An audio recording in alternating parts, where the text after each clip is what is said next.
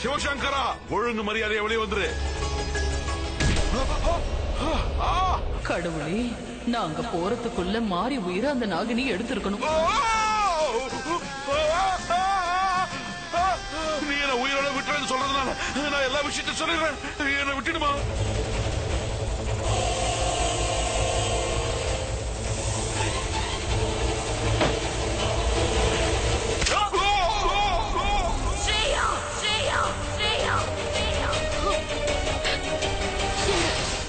சாக விட மாட்டேன்.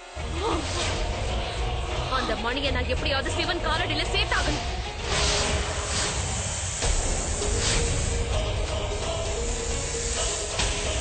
அந்த நாகினி உங்க அப்பாவை அநியாயமா கொண்டுட்டாளே.